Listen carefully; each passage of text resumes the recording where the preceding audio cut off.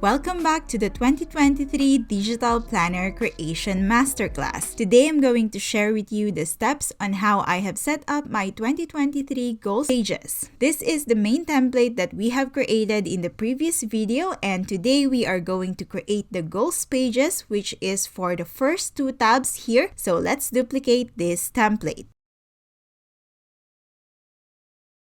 Let's rename this, and I'm going to rename this as goals. For the goals pages, I won't be needing the tabs in the right page since they are for the monthly subsections, so I am first going to delete them. Since these tabs in the tab are locked, let's use the select object and select these tabs and then tap done and then unlock, then delete. The tabs here in the right are not locked, so let's just use the select objects and then delete.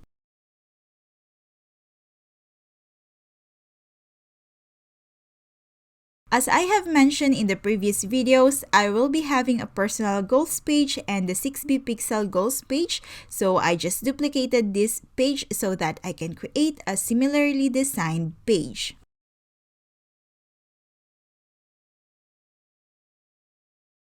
Now let's go back to the goals page template. For my goals page, I want it to be simple, so I will only be adding a title header and then a space where I can write my 2023 goals. To add those elements, tap the plus icon and under basic in the shapes category, select text.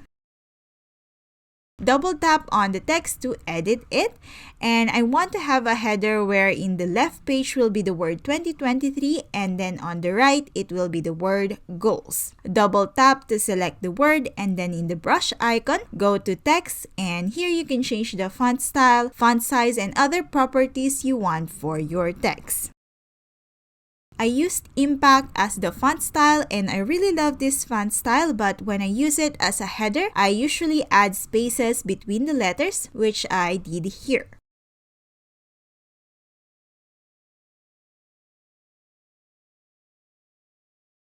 Then I adjusted the font size to 70.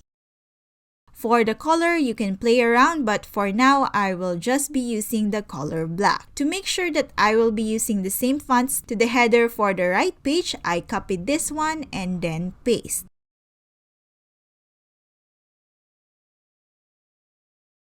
Then I changed the text to goals.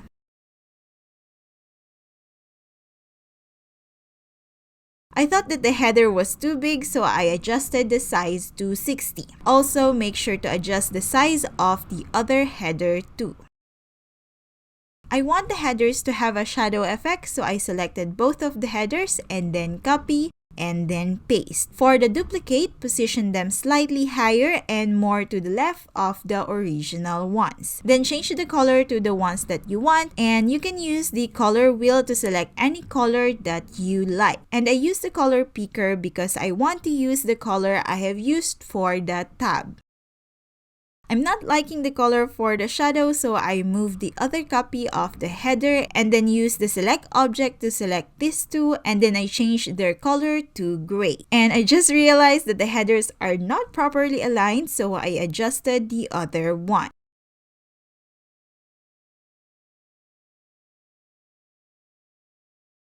I don't want to accidentally move this, so I have locked them up.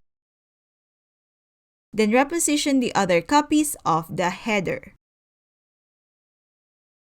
Make sure to also lock this so that you won't accidentally move them later. Now I'm going to set up the writing spaces. Tap the plus icon and then select the shape that you want, and for me, I use the rectangle with the rounded corners. You can use the blue circles to change the size, and for the corners, you can adjust it using the green circle. To change the color of the shape, go to the brush icon and select Fill. I want the color to also be the same as the tab, so I use the color picker again. And since this will just be a background for the writing space, I adjusted its opacity to 17%.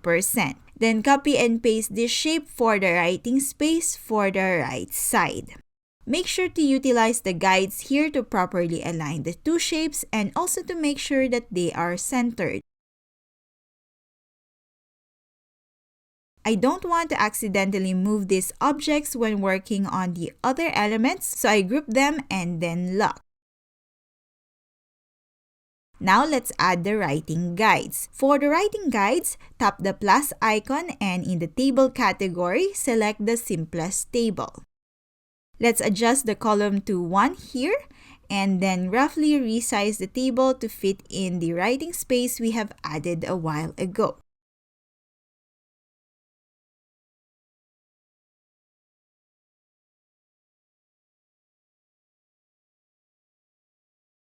Then for the number of rows, increase it until you are satisfied with the spaces between the horizontal borders. Then using the guides, center the table. After that, go to the cell option in the brush icon and then tap Cell Border. Select the left side and for the line type, select None. Do that too in the right side. Now for the upper border, for its line type, select the style you want for your writing guides and I choose the dotted one. You can also change its color if you want.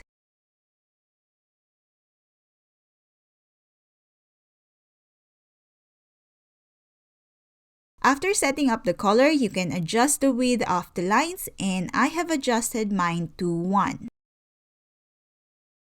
Here is a close-up of what mine looks like. Now let's go back and change the styles of the other borders. For the middle borders, I will be using the same settings as I have used for the upper border. If you want to check whether you use the same settings or you don't remember the settings you have used, you can select the upper border and then see the settings you have used. I will also be using the same setting for the bottom borders.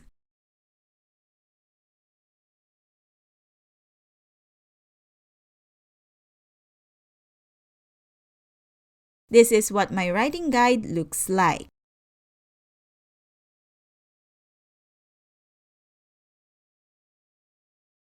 Make sure to check if this is centered using the guides and you can also adjust the size if you like. After that, copy and then paste for the writing guide for the right page. In here, make sure to also use the guides to properly center and align this element. Now that those are set up, let's group the two writing guides and then lock. This will be the setup of the goals pages for my 2023 digital planner, but if you want to add more, you can do that. But for me, this will be it. So I have selected the headers, the writing space, and the writing guides, then tap Done, then unlock, and then copy. And then lock them again immediately. Now in the 6B Goals page template, I'm going to paste those elements. For the headers, since I only copied one set of the headers, I first changed their colors to the shadow color that I like and then edited the text.